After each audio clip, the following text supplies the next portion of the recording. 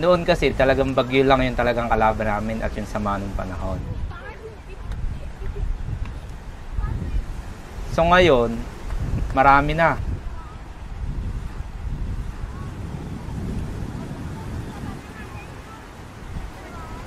Isa pong mangingisda as taga-Kapunitan, Puryon, Bataan. Ako po si Edwin Rosales. Hindi lang ako basta mangingisda ako na humuhuli ng isda para pakainin yung maraming tao. So, mahirap pero ginagawa pa rin namin to kasi napakalaking tungkulin namin. Tungkulin na mabigyan ng pagkain, hindi lang yung aming pamilya, kundi pati na rin lahat ng tao.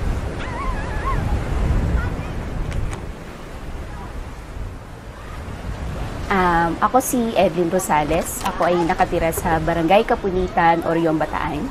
Ako ay isang mangingisdang babae. Ganun din, yung mga magulang ko ay pawang nangingisda. No? Yung nanay ko ay nagbibenta ng isda, samantalang yung tatay ko naman ay humuhuli naman ng isda sa dagat.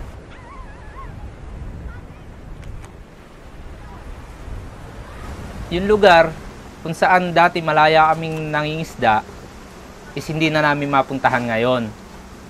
Kalidad na dagat na meron kami noon, sa totoo lang napakalaking kaibahan na sa ngayon. Kasi nung dumami yung nagsusulputang mga negosyo na yan, ako mismo, sa tuwing pumapalaot ako, nakikita ko kung paano yung mga chemical waste galing sa mga negosyo.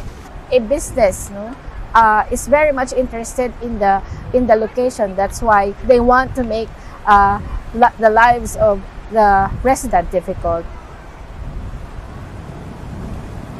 Since 2016, the people have been receiving notices of dislocation or eviction.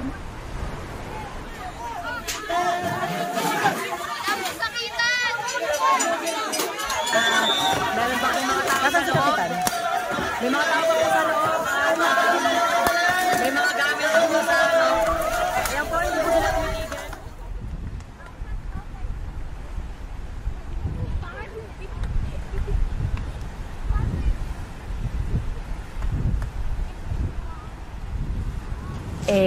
Palagi pang naaagawan ng kabuhayan at paninirahan.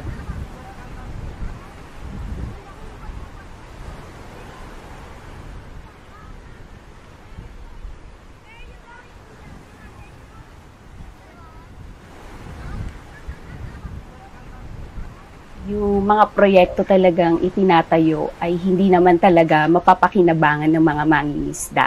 Tulad na lamang ng pagtatambak nila sa dagat para gawing dockyard or parkingan ng mga barko,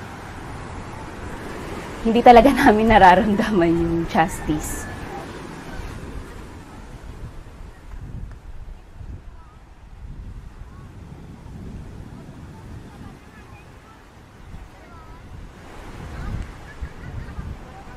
So, I think legal empowerment is very important.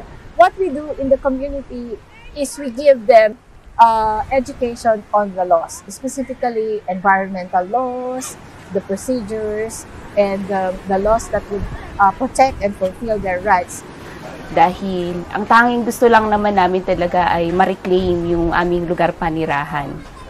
At syempre, sa tulong ng NFBM, naging piling namin, naging mas malakas kami dahil nag-oorganisa rin ako sa mga kapwa ko mangingisda at nalaman din namin sa tulong ng NFBM na ang pagtatanggol ng aming karapatang pantao ay kailanman hindi magiging paglabag sa batas.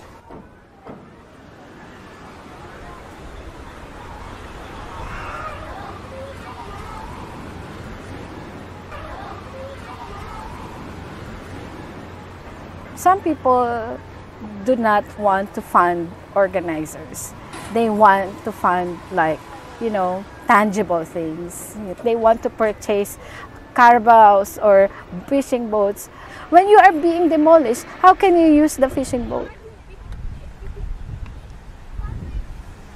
Wala kaming kalaban-laban nun. Armado yung mga yun. So, paano namin sila malalabanan nang hindi kami gumagamit ng dahas Pero ngayon na meron na kaming organisasyon, ipaglaban yung aming karapatan.